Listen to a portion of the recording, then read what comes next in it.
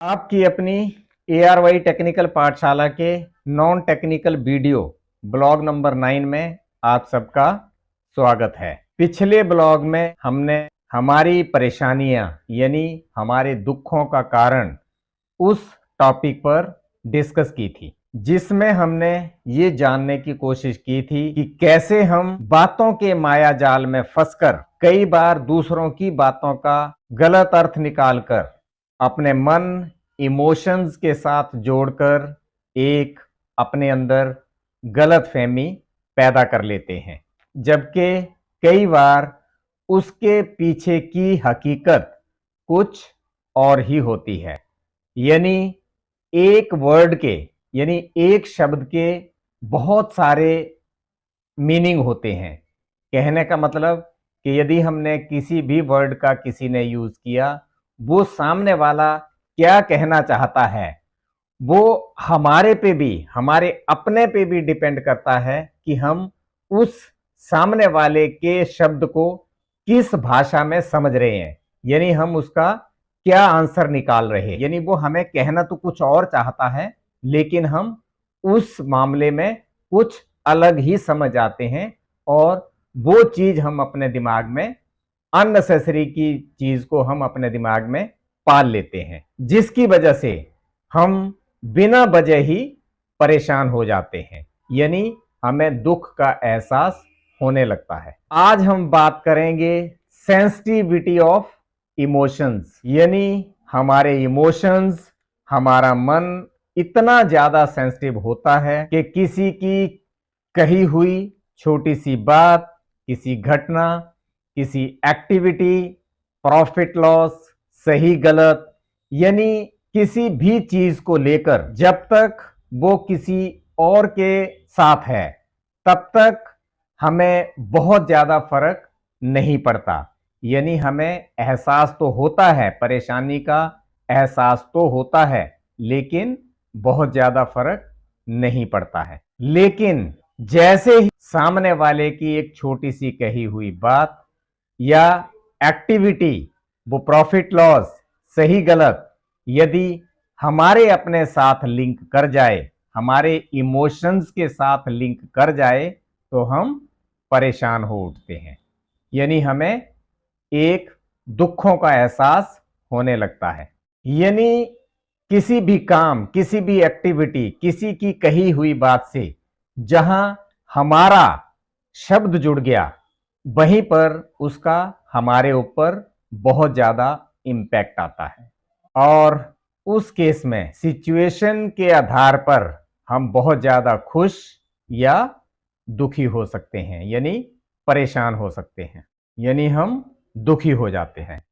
और यदि हम इसे थोड़ा सा गौर से देखें, थोड़ा सा गौर से समझें, तो हम ये समझ सकेंगे कि हमारे सुख और दुख हमारे विचारों पर बहुत ज्यादा डिपेंड करता है, क्योंकि बाहर के माहौल को देखकर हमारे विचारों में आए चेंज के अनुसार ही हमारा मन बहुत जल्दी उस रंग में रंग जाता है। कई केस में तो एक बात के बहुत सारे अर्थ निकलते हैं, एक शब्द के बहुत अर्थ निकलते हैं। यह हमारे ऊपर डिपेंड करता है कि हम उस बात का, उस शब्द का क्या आंसर निकालते हैं, उसका क्या अर्थ निकालते हैं।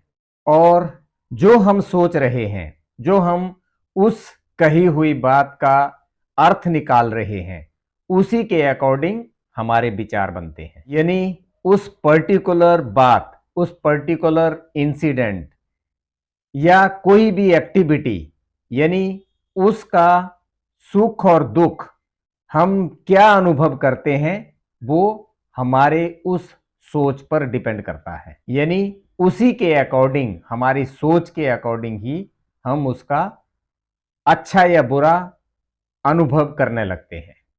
यहां मैं आप लोगों के साथ एक छोटी सी कहानी शेयर कर रहा हूं। हम वहां पर समझ सकेंगे कि हमारा मन कितना सेंसिटिव होता है, जो कि अच्छे चल रहे माहौल के साथ ही जैसे ही कोई किसी की कही हुई बात, कोई एक्टिविटी यदि हमारे साथ लिंक करती है, हमारे मन के साथ लिंक करती है, तो हमें दुखों का अनुभव होने लगता है, यानी हम परेशान हो उठते हैं। यानी जैसे ही हम उसे अपने मन के साथ जोड़ते हैं, उस सामने वाले की बात को अपने मन के साथ लिंक करते हैं, तो हमें उसका कितना दर्द होता है वो हम इस पर्टिकुलर कहानी में समझ सकेंगे। एक नगर में एक सेठ जी रहते थे और उनके पास एक नौकर था जो कि बहुत लंबे टाइम से उनके पास काम करता था। वो नौकर बहुत ही ईमानदार और मेहनती था, यानी वो उस सेठ की हर बात का, हर काम का बहुत ही ईमानदारी से पालन किया करता था। सेठ जी कुछ दिन के लिए शहर चले गए और जब वो शहर से घूम फिर के वापस आए तो वो अपने साथ एक बहुत ही कीमती चीज साथ लेकर के आए। उन्होंने अपने नौकर को बुलाया और कहा कि देखो, ये बहुत कीमती चीज है और इसे बहुत ही सही तरीके से तुम्हें मेंटेन करके रखना है, यानी इसका कोई नुकसान नहीं होना चाहिए। मैं इसे बहुत लाइक करता हूं। और इसी तरह वो सेठ जी ने वो कीमती चीज अपने कमरे में एक जगह पर रख दी और नौकर से कहा कि आज से इसकी देखभाल तुम करोगे। नौकर ने भी कहा ठीक है, मैं इसका पूरा ध्यान रखूंगा, आप बिल्कुल निश्चिंत रहें। अगले ही दिन जब वो नौकर घर की सफाई कर रहा था तो सफाई करते करते उसके हाथ से वो कीमती चीज नीचे गिर गई और टूट गई। जब सेठ जी को इस बात का पता चला तो वो बहुत परेशान हुए, वो बहुत दुखी हुए कि मैं कितनी कीमती चीज लेकर के आया था लेकिन ये टूट गई। सेठ जी को नौकर के ऊपर गुस्सा तो बहुत आया, लेकिन वो क्या कर सकता था, यानी वो नौकर को नौकरी से भी नहीं निकाल सकता था क्योंकि वो उसके साथ बहुत लंबे टाइम से जुड़ा हुआ था। और इसी तरह सेठ मन ही मन परेशान होता रहा, यानी दुखी हो गया। उसी रात सेठ को बार बार उस कीमती सामान की याद आ रही थी, यानी उसे बहुत परेशानी हो रही थी, उसे बहुत दुख हो रहा था कि मैं कितने शौक से ये चीज लेके आया था लेकिन नौकर की छोटी सी लापरवाही से ये टूट गई। यानी वो परेशान था, उसे नींद नहीं आ रही थी और इसी तरह वो इधर उधर टहलने लगा। बाहर जैसे ही वो टहल रहा था तो उसकी नजर उस नौकर के ऊपर पड़ी। उसने देखा कि नौकर तो अपना खर्राटे लेकर के सो रहा है, यानी वो मस्त है, यानी उसे लग रहा था कि जैसे इसे उस चीज के टूटने का कोई अफसोस ही नहीं है, यानी उसे उस चीज के टूटने का कोई भी परेशानी का कोई भी एहसास नहीं है। तो मैं तो इतना परेशान हूं लेकिन ये मस्ती से सो रहा है, यानी इसको कोई भी दुख का एहसास नहीं है। सेठ जी ने उसे एहसास दिलाने के लिए एक तरकीब सोची, यानी उसे लगा कि मुझे अब इसे थोड़ा सा सबक सिखाना होगा, नहीं तो ये फ्यूचर में भी इसी टाइप की गलतियां करता रहेगा। और उन्होंने यही सोचकर सुबह उस नौकर को अपने पास बुलाया और कहा कि मैं कल से बहुत परेशान हूं। दरअसल मैं बहुत समय से तुम्हें कुछ उपहार देना चाहता था, यानी तुम मेरे सबसे वफादार नौकर हो और मैं बहुत लंबे समय से सोच रहा था कि मैं तुम्हें कुछ उपहार दूं, इसीलिए मैं तुम्हारे लिए ये उपहार शहर से लेके आया था कि मैं तुम्हें अभी इसे दिवाली में तुम्हें गिफ्ट के तौर पे दे दूंगा। लेकिन मुझे अफसोस है कि मैं वो उपहार तुम्हें नहीं दे सका, यानी तुम्हें देने से पहले ही वो उपहार टूट गया, जिसका कि मुझे बहुत अफसोस है कि मैं वो उपहार तुम्हारे तक नहीं पहुंचा सका, तुम्हें नहीं दे सका। यह सुनते ही नौकर परेशान हो उठा और उसे एकदम अपनी गलती का एहसास हुआ कि मेरी छोटी सी लापरवाही से मेरा अपना ही उपहार टूट गया जो कि मुझे मिलने वाला था, यानी मेरे से कितनी बड़ी गलती हो गई है। और मन ही मन वो दुखी हो उठा और अंदर ही अंदर उसे ये एहसास हुआ कि काश मैंने उसे थोड़ा सा सही तरीके से हैंडल किया होता तो शायद वो उपहार 2 दिन बाद मेरे घर की शोभा होता, यानी 2 दिन बाद वो मेरे पास होता। लेकिन वो अब कर भी क्या सकता था, क्योंकि वो कीमती उपहार तो अब टूट चुका था। इस कहानी से हमें बहुत कुछ सीखने को मिलता है। हमारा सुख और दुख काफी हद तक हमारे बदलते विचार हैं, उनमें आया हुआ परिवर्तन, जिसे खासकर हम अपने विचारों से डिफरेंशिएट कर लेते हैं। अपना पराया, तेरा मेरा, यानी वो जैसे ही हमारे अपने साथ, हमारे अपने विचारों के साथ मिल जाता है, उसे हम अपने साथ लिंक कर लेते हैं, यानी अपने मन से जुड़ जाता है, तो उसका हमारे ऊपर बहुत बड़ा इंपैक्ट आता है। जैसे कि वो नौकर, यानी जब तक वो कीमती उपहार उसके साथ नहीं जुड़ा हुआ था, यानी उसे ये पता नहीं था कि ये कीमती उपहार मेरे लिए है, तब तक उसे उसके टूटने का भी बहुत ज्यादा अफसोस नहीं था। उसे पता था कि सेठ जी मुझे थोड़ा बहुत डांट डपट कर छोड़ देंगे, मुझे तो जो सैलरी मिलनी है, मुझे जो मंथली पैसा मिलना है वो तो मुझे मिलेगा, यानी मुझे उसे उसके ऊपर बहुत ज्यादा फर्क नहीं पड़ा था। लेकिन जैसे ही उसे ये पता चला कि वो उपहार मेरे लिए था, यानी वो उपहार 2 दिन बाद मुझे मिलने वाला था, तो वो अंदर ही अंदर दुखी हो गया, वो परेशान हो उठा और वो अंदर ही अंदर अपने आप को कोसने लगा कि काश मैंने इसे पहले से ही सही तरीके से हैंडल किया होता, आगे ये 2 दिन बाद मेरे घर का हिस्सा होता। यानी उस टाइम पर वो पूरी तरह से वो अपने विचारों में लेकर के पूरा अपने मन के साथ, अपने इमोशंस के साथ जोड़ चुका था। अब जहां तक उस नौकर के अफसोस यानी दुख की गहराई उस बात पर डिपेंड करती है कि उसने उस कीमती उपहार को किस तरीके से हैंडल किया था। हालांकि मेरा मानना है, बल्कि हर कोई इस बात को समझ सकता है, जानता है कि जब हम अपने लिए काम करते हैं या दूसरों के लिए काम करते हैं, यानी दोनों के अटेंशन में एक फर्क होता है। यानी अपने काम को हम जिस कंसंट्रेशन के साथ करते हैं, उस कंसंट्रेशन के साथ हम दूसरे के काम को नहीं करते हैं। कि जब हम अपने लिए काम करते हैं, अपनों के लिए काम करते हैं, तो हम एक कंसंट्रेशन और ईमानदारी के साथ करते हैं।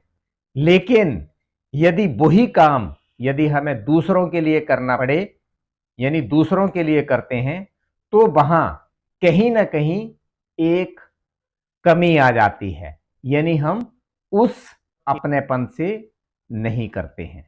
यानी हम अपने काम के लिए तो पूरी तरह से अलर्ट होते हैं, लेकिन दूसरे के काम के लिए हम थोड़ा सा वहां पर लापरवाह हो जाते हैं।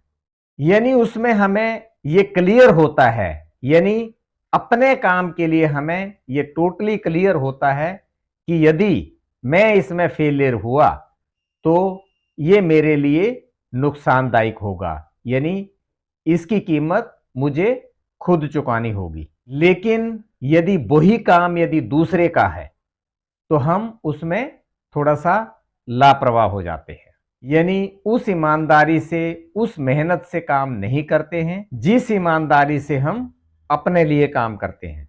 यहां मेरी अपनी एक सोच है कि हम किसी भी प्लेटफॉर्म पर काम करें, किसी छोटी सी दुकान से लेकर के बहुत बड़ी इंडस्ट्री के अंदर भी काम करते हैं, यानी किसी भी प्लेटफॉर्म पर, किसी भी पोजीशन पर काम करें, हमें वो काम पूरी ईमानदारी और मेहनत के साथ, यानी अपना समझ के, अपनापन समझ के करना चाहिए।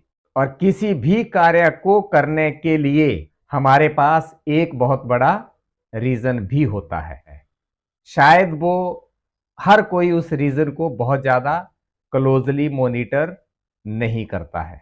वो यह है कि जहां पर भी हम काम कर रहे हैं, जिस भी प्लेटफॉर्म पर काम कर रहे हैं, तो हमें उस कार्य के बदले में पैसे मिलते हैं, सैलरी मिलती है, और उसी पैसे से, उसी सैलरी से हम अपना घर चलाते हैं, अपने अपने घर में अपने बच्चों की परवरिश करते हैं। यानी हर कोई चाहेगा कि मैं अपने बच्चों की परवरिश अपनी ईमानदारी से की हुई कमाई से करूं, यानी मैं जो पैसा कमा करके अपने बच्चों के ऊपर लगाऊं वो एक ईमानदारी का पैसा होना चाहिए, यानी मेरे बच्चों की परवरिश एक अच्छे ढंग से हो और एक ईमानदार कमाई से हो, ईमानदार बाली कमाई से हो। यानी कुल मिलाकर अपनापन बनाने के लिए, अपनापन लाने के लिए हम उसके लिए कोई ना कोई अपने दिमाग में सोच बना सकते हैं। अब यहां यदि हम उस नौकर की बात करें तो यदि शुरू से ही उसके मन में अपने सेठ जी और उस कीमती सामान के प्रति यदि शुरू से ही एक अपनेपन वाली सोच होती, तो जो उससे थोड़ी बहुत जो लापरवाही हुई होगी, यानी उसे हैंडलिंग करने में जो थोड़ी बहुत लापरवाही हुई होगी, वो शायद ना होती, यानी वो उसे सही तरीके से हैंडल करता। और यहां कुल मिलाकर के देखें तो यदि उसे इस चीज का पहले से ये पता होता कि ये चीज मेरे लिए है, ये कीमती तोहफा मेरे लिए है, तो शायद वो इस टाइप की थोड़ी सी जो लापरवाही हुई है वो ना होती और वो चीज भी टूटने से बच जाती, यानी वो चीज ना टूटती। और सेठ जी के दिमाग में जो उस नौकर के प्रति जो छवि बनी हुई थी वो बरकरार रहती, बल्कि वो समय के साथ साथ वो आगे और ज्यादा गहरी होती जाती। यहां बात सिर्फ उस कीमती चीज की नहीं है जो टूट गई, बल्कि यहां बात एक सोच की है जो हम अपने दिमाग में बनाते हैं, हमारे विचारों की है कि हम किस टाइप के, किस चीज के प्रति अपने दिमाग में किस टाइप के विचार बनाते हैं, क्योंकि हमारे विचारों के ऊपर ही हमारी सोच डिपेंड करती है, हमारा सुख और दुख डिपेंड करता है। यानी बहुत सारी चीजें हमारी सोच पे डिपेंड करती है, हम किस चीज को, किस काम को, किस वस्तु को किस अंदाज से सोच रहे हैं। जो हमारी सोच होती है उसी के अकॉर्डिंग हमारे एक्शन होते। इस तरह हम अपनापन वाली सोच बना करके यदि हम कार्य करते हैं तो वो कार्य हर हालत में सक्सेस होता है, यानी हम उस कार्य में हर तरीके से सक्सेस हो सकते हैं। यदि हम उस तरीके से काम करते हैं तो हम जहां भी काम कर रहे हैं, कार्य करते हैं, तो उस कंपनी, उस पर्टिकुलर, यानी कोई भी जगह है, यानी उसकी ग्रोथ निश्चित है। और जिसका आज नहीं तो कल हमें भी उसका कुछ ना कुछ फल जरूर मिलेगा। और साथ ही हमें बहुत छोटी छोटी बातों पर अफसोस करने की जरूरत नहीं पड़ेगी। यानी जब हम इस टाइप से, इस आधार पर एक अपनापन वाली सोच बनाते हैं, यानी दूसरों के प्रति भी अपनापन वाली सोच बनाते हैं, तो कहीं ना कहीं हमारी सोच एक पॉजिटिव डायरेक्शन में जाती है।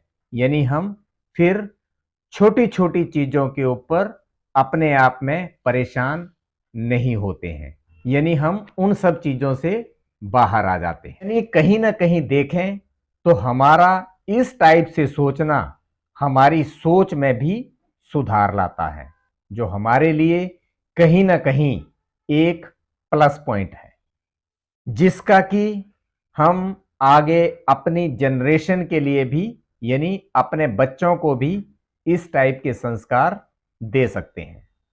इसी के साथ हम आज का ब्लॉग बंद करते हैं और किसी नए एक्सपीरियंस के साथ जल्दी ही मिलेंगे। तब तक के लिए नमस्ते, धन्यवाद।